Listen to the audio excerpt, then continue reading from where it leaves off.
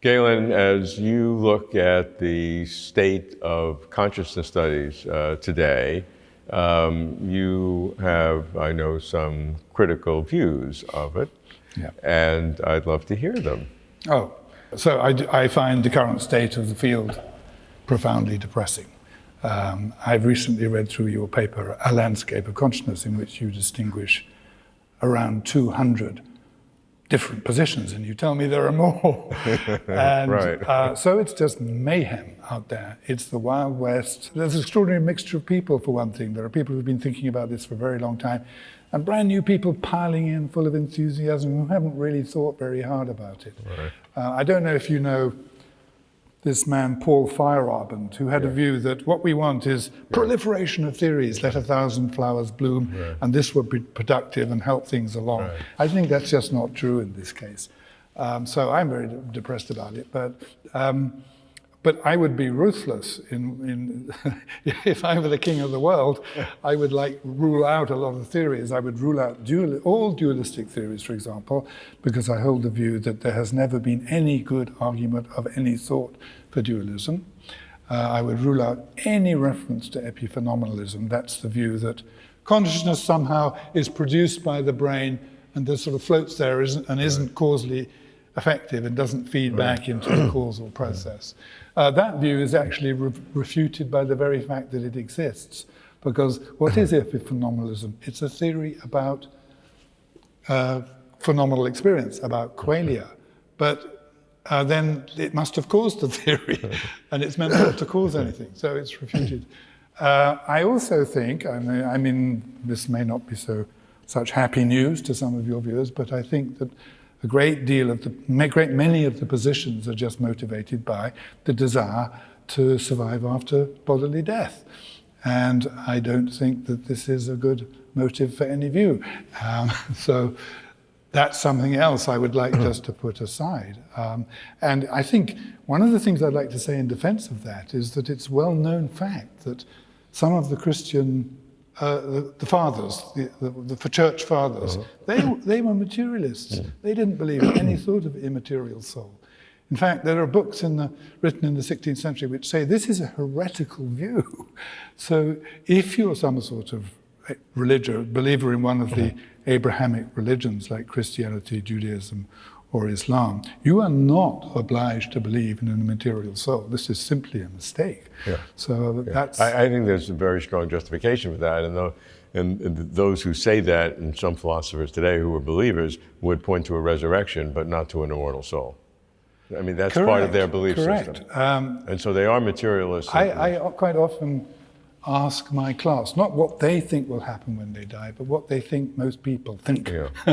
And yes, you know the view, you die and then you sort of float off, and maybe you look down and you see all your weeping relatives gathered around your bed. That is not I mean, I'm no biblical scholar, but as I understand it, the view originally was you die, and the next thing you know, it's the resurrection. There is no, as it were, mental existence between that time and the other. So that's my sense as well. I have. So for us, you need a body.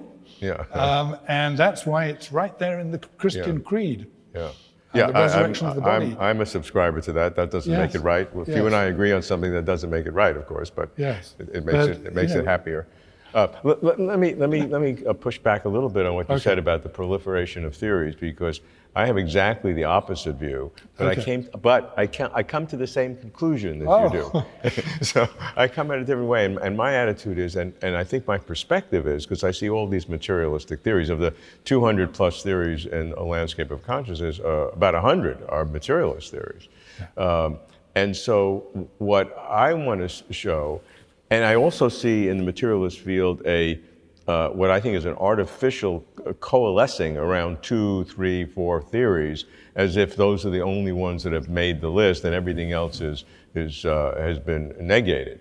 And there's a lot of sociology of science involved, and whatever it is, and I think that's wrong. So what I want to do is show the proliferation of theories in order to show that the 3 or 4 theories that are out there that are materialist theories are not the only game in town. So I'm using a proliferation of theories to undermine those materialist theories. They may be right, but we're way too soon for saying it.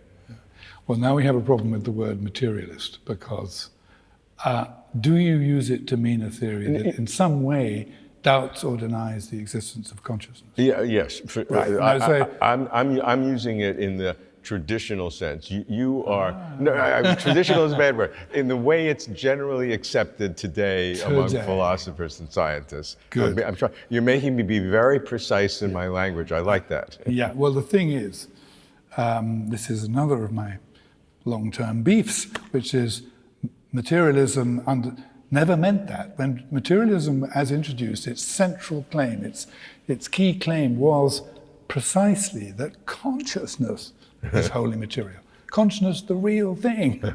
That was what was so shocking, because it was shocking to people with religious beliefs, because they didn't want that, because that would presumably mean that they would cease to be conscious when they died. They wanted an immaterial soul.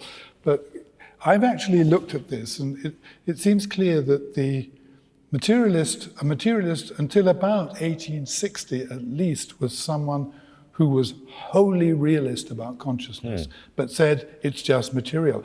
There are some very remarkable defenders of this view in the 17th century, not just Hobbes, who's pretty well known, but a woman called Margaret Cavendish, an extraordinarily inventive philosopher, who says soul is wholly material. And another woman called Anne Conway. They were right on this, saying your notion of matter is just wrong, as I'm saying today. Consciousness in all its glory is material.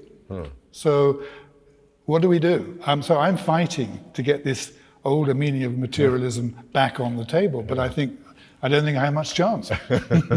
Yeah, and that's right. And again, that's why I like to proliferate theories in order to undermine the view that the few current leaders, or at least in the public perception, are it's a choice between two or three of those theories. And I think that's wrong. Could I just say also that people use the word physicalism in the same way. In fact, physicalism is even more strongly marked as a theory that denies doubts or denies the existence of consciousness. But there's Grover Maxwell saying, in being a physicalist, I do not in any way deny the reality of sensations, raw feels, qualia.